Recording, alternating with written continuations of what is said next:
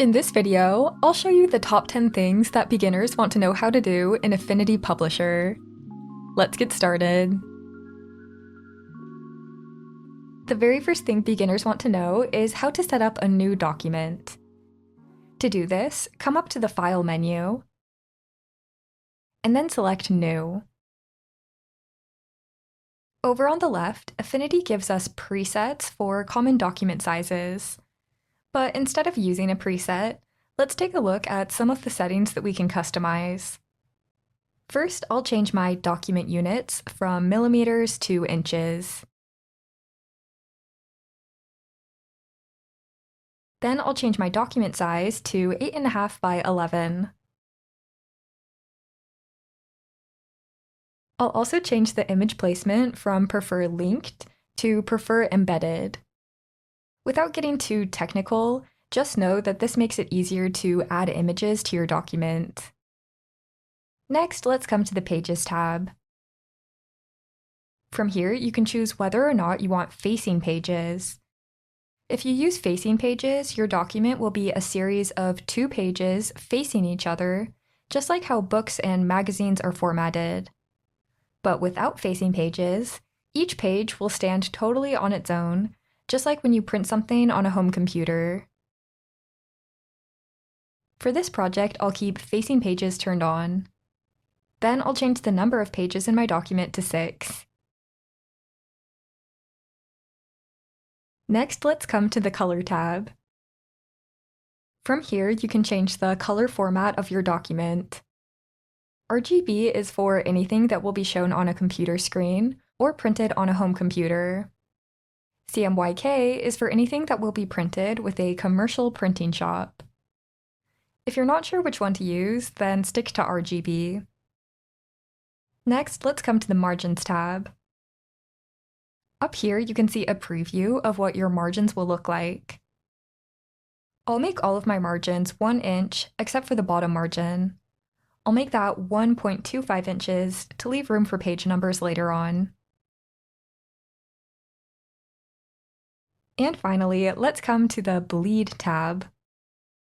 Bleed isn't something you need to worry about as a beginner, so I recommend you set all of these values to 0.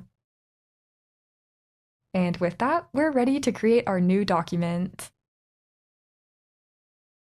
Now let's move on to the second thing that beginners want to know, which is how Affinity Publisher's interface is organized.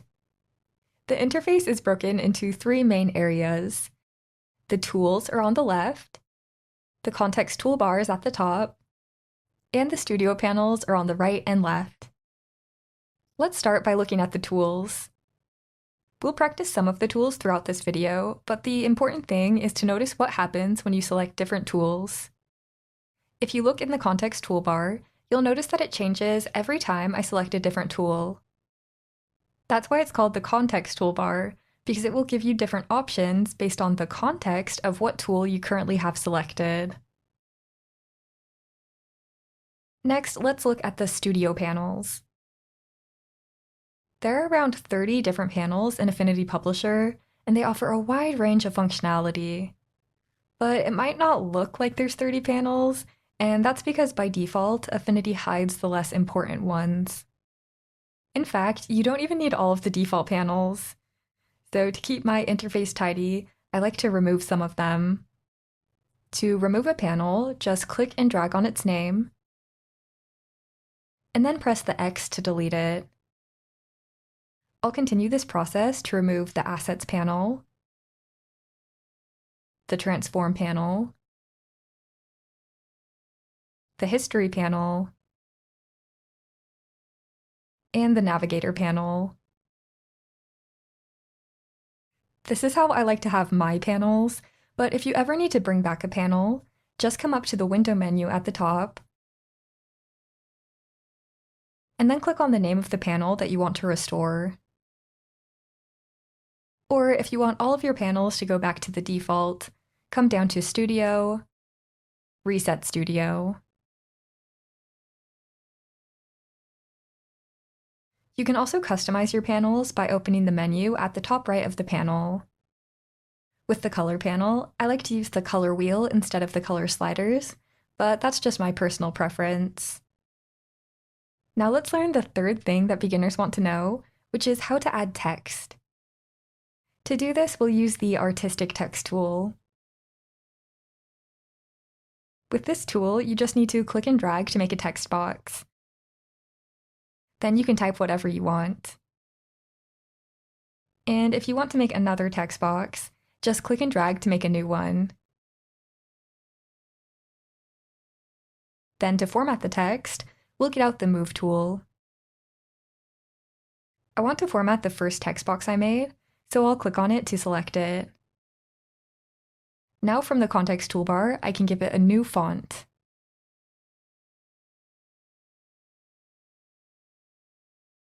We can also change the font size from the context toolbar. Or you can just click and drag to resize the text.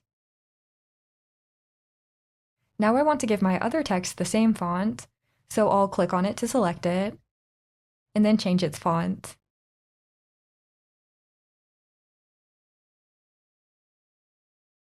And I'll also resize it. Then I'll place both of these in the center of the document.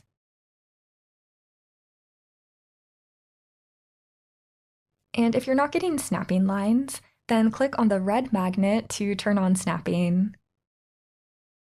The text is looking a lot better now, but I think I want to remove the second text box I made. So how can I get rid of it? Well, the first way is to turn off its layer. To turn a layer on or off, just press on the little circle to the right of the layer in the Layers panel. But if you want to totally delete it, click on its layer to select it, and then press the Delete key on a Mac or the Backspace key on a PC. Next, let's learn the fourth thing beginners want to know, which is how to add large bodies of text. To do this, we'll use the Frame Text tool. But I want to add text on a new page, so I'll double-click on page 2 to go to that page. Now we can click and drag to make a text frame. Unlike the Artistic Text tool, the Frame Text tool is designed for large amounts of text. So go ahead and type as much as you want, because that's exactly what this tool is made for. After a minute, I've finished typing. But wait a second, I can't see everything that I wrote. That's because my text frame isn't big enough, and we know that because there's a red eye at the bottom of the text frame. That means there's more text in the frame than what's being shown. So I'm going to make the frame bigger so that all of the text is visible. Perfect! Now we can see all of the text. But you probably noticed my text didn't get bigger as I made the frame bigger. Unlike the Artistic Text tool, the Frame Text tool will resize the frame independently of the text. But don't worry, we can still format the text. Just click and drag to select all of it, and then change it from the context toolbar. Or instead, we can use the Move tool like before. With the Move tool, you'll change all of the text in the frame you have selected without needing to highlight anything. But now that I'm using a bigger font, it looks like my text is being cut off again. And since this frame is already taking up most of the page, I can't just make it bigger. Instead, we need to make another text frame that's connected to this one. To do this, we'll first press Command-0 on a Mac or Control-0 on a PC, which will perfectly fit both facing pages to your screen size. Then click on the red Output arrow at the bottom of the text frame.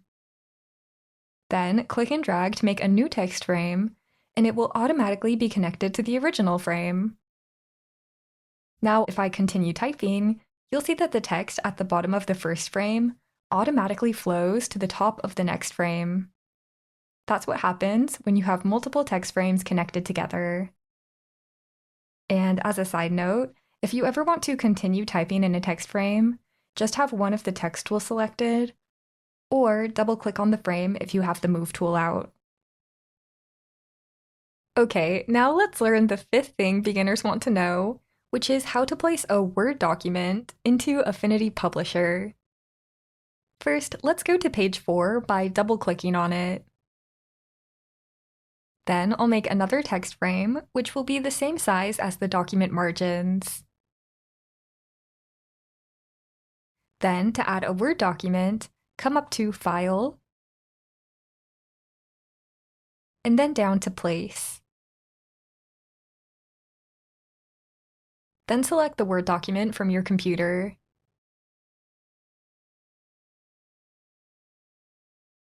And just like that, the Word document is instantly loaded into the text frame. And if you'd like to follow along with me, I've left a download link for this Word document in the video description, along with a PDF summary of this video. But for now, let's make some more text frames, since this frame isn't big enough to show all of the text. So once again, press Command-0 on a Mac or Control-0 on a PC to see both of the facing pages. Then click on the output arrow and click and drag to make a connected text frame. But even with this second text frame, there still isn't enough room for all of the text. So we could make more text frames, but there's actually a faster way to do this. We can use a little feature called autoflow. Autoflow will duplicate this text frame over and over until there are enough frames to fit all of the text. To use autoflow, just hold down Shift and then click on the output arrow. Now all of the text is inside the text frames. And if I scroll up a little bit, we can see exactly what's going on. Here's the original text frame I made, and here's the frame I connected it to. Then, when I used autoflow, these frames were also created. Autoflow even made an additional page to make room for the fourth text frame. And now that the text is visible, we can format it. To do that, click anywhere in one of the text frames, and then press Command-A on a Mac or Control-A on a PC to select all of the text. Then we can format it from the context toolbar.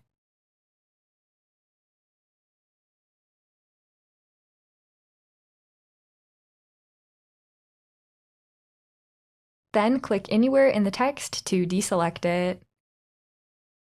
Now let's learn the sixth thing beginners want to know: how to use text styles. Text styles are presets for your paragraphs. They're very useful because they can be updated at any time. As an example, let's say you're working in a document that has 10 paragraphs. As you're formatting the text, you decide that paragraphs 1, 4, and 9 should all have cool-looking text. Then you format paragraphs 2, 3, and 7 to have cute-looking text. And finally, paragraphs 5, 6, 8, and 10 all get classy-looking text. But then, suddenly, you realize you've made a terrible mistake. Everyone knows that cute text needs to be hot pink, not boring old black. But luckily, this is easy to fix with text styles. Just make one of the paragraphs pink, and then the others will automatically update. With long documents, this can save you a lot of time. Okay, now that we know how text styles work, let's see how to actually use them. First, I'll double-click on page 4 to zoom into it. Next, click anywhere in the paragraph that you want to apply a text style to. Then, to apply a text style, open this drop-down menu. I'll use the body text style. Text styles come with some default formatting, but we can change that later on. For now, let's apply the body text style to all the other paragraphs on this page.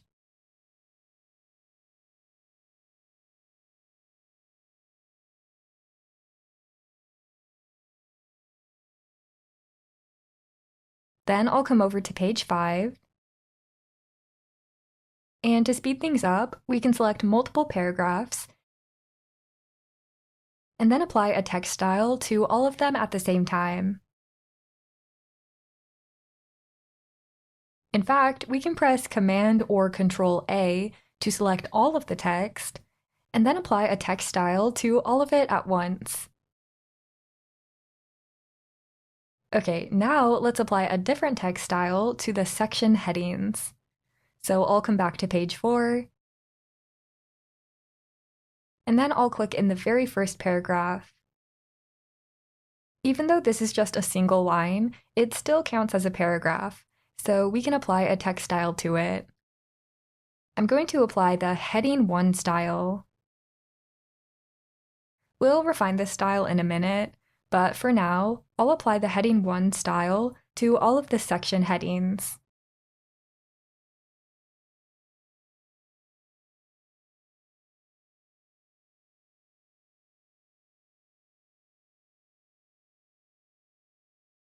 Then I'll come back to the beginning of the text and press Command or Control 0 to see both facing pages. Okay, now comes the fun part. With our text styles applied, we can change any of these paragraphs, and then the other paragraphs with that style will also be changed. To begin, I'll select the first body paragraph. Then I'll make it bigger and give it a new font.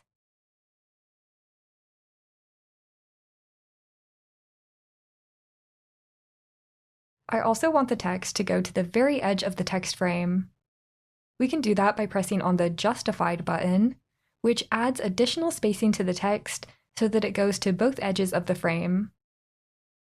Okay, I'm really liking how this paragraph looks, but why do the rest of the paragraphs still look the same? Well, to apply our changes to the rest of the body text, we need to update the text style. That's our way of telling Affinity, hey, I know body text used to look like this, but now it should look like this. To update a text style, have your new text selected, and then press on the button that's right next to the text style drop-down menu. And just like that, the rest of the body text has been updated. Now let's do the same thing for our section headings. I'll select the first heading and then make it bigger and give it a new font.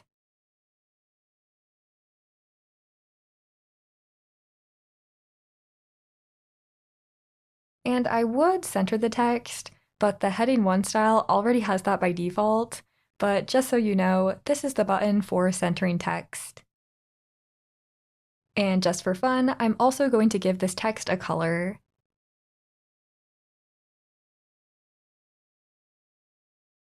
Now I'm ready to update the Heading 1 style. And if I come down to the next page, you can see that the Heading 1 style has been successfully updated. But there's still a small problem we need to fix. If I come to the next page and then click in the text frame, you can see that the red eye is back. That's because we made our text bigger, so now the text frames aren't big enough to hold it all. But luckily, this is an easy fix. We just need to do another autoflow. So hold down Shift and then click on the output arrow. And once again, autoflow has made enough text frames and pages to hold all of the text. Okay, now let's move on to the 7th thing beginners want to know, which is how to use the Pages panel. We've already seen that you can double-click on a page to zoom into it, but there's more you can do with this panel. For example, we can use it to make more pages. So if I wanted to add more pages after page 5, I just need to click on page 5, and then click on the Add Pages button. From here, we can choose exactly how many pages we want to add.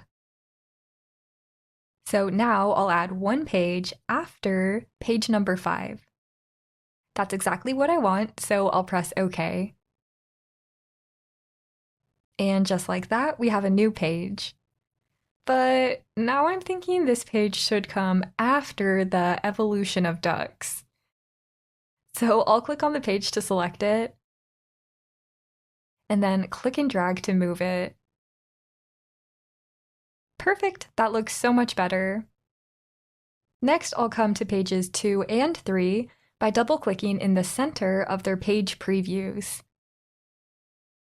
As you can see, these pages don't really go with the rest of my document, so I think I'll delete them.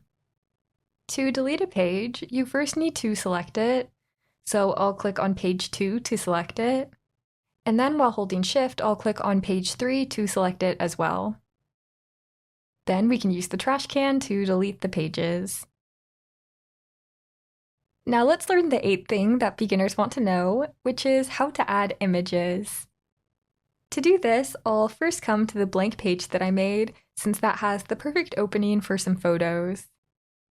Then, to add photos, we can use the Place tool, which is the tool that looks like a picture. From here, select the photos you want to add, and then press Open.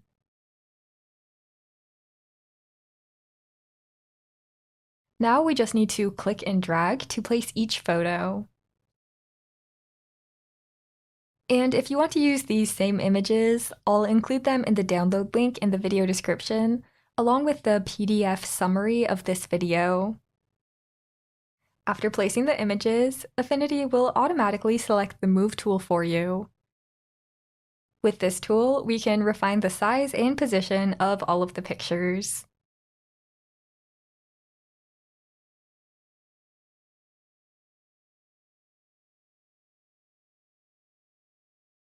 Now we're already to the 9th thing that beginners want to know: how to use master pages.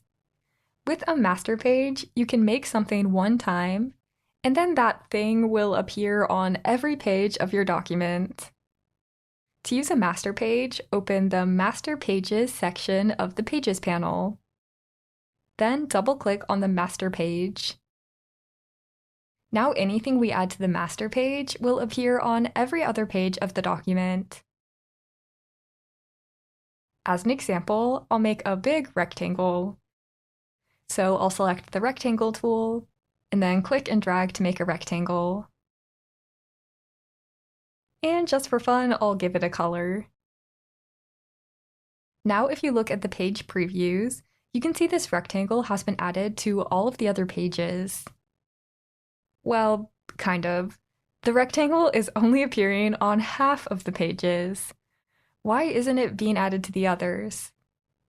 Well, it's because in our master page template, there are 2 pages, a left page and a right page. Anything we add to the left master page will be added to the left pages in the document, and anything we add to the right master page will be added to the right pages in the document.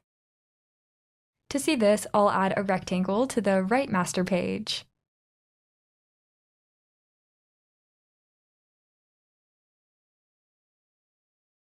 Now in the page previews, you can see that the red rectangle has been added to all of the left pages, and the green rectangle has been added to all of the right pages. Okay, now that we know how master pages work, let's learn a more practical use for them, which is how to add page numbers. But first, I'll delete these rectangles. To do that, I'll hold Shift to select both of their layers, and then press Delete on a Mac or Backspace on a PC. Now to add page numbers, let's get out the Frame Text tool. Then click and drag to make a text frame at the bottom of the page. Then to add a page number, right-click in the frame and go to Insert Field, Page Number. Now Affinity has added this little piece of code which will add the correct page number to each page. But I'd like to stylize the page number, so I'll get out the Move tool and then click on the text frame to select it. Then I can center the page number. I can also center it vertically from this drop-down menu. Then I'll make its color black and give it a new font.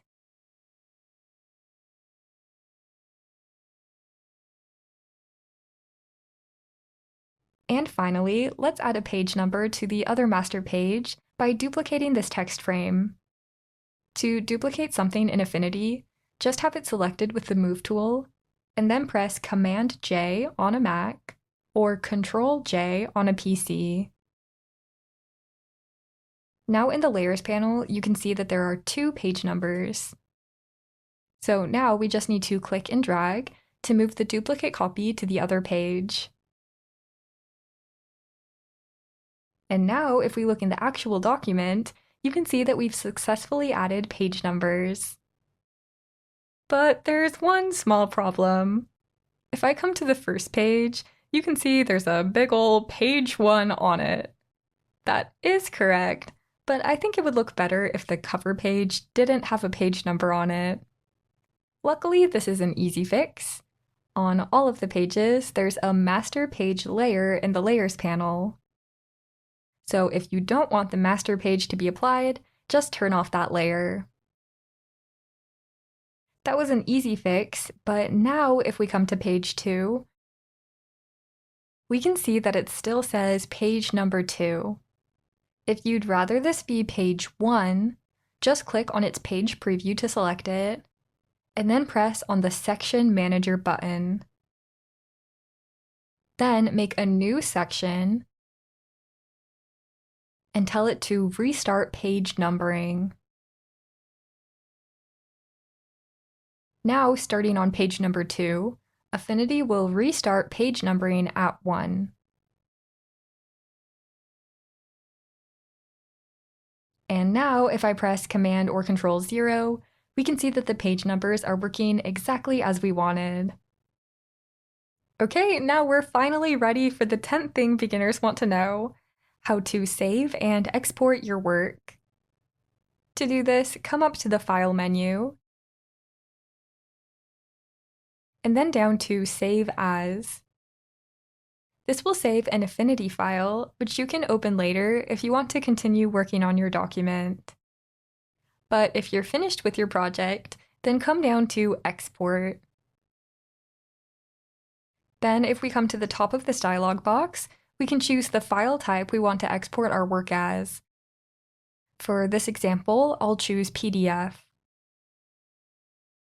Then from down here, Affinity gives us options for customizing the PDF. You don't need to worry about most of these options, but one thing I want to change is the export area. Right now it's set to current spread. A spread is what 2 facing pages are called, so this will only export the last set of facing pages that I had selected. I'm going to change this to all pages, since I want my entire document to be exported. Then we're ready to press Export. From here, you can choose where you want the PDF to be saved.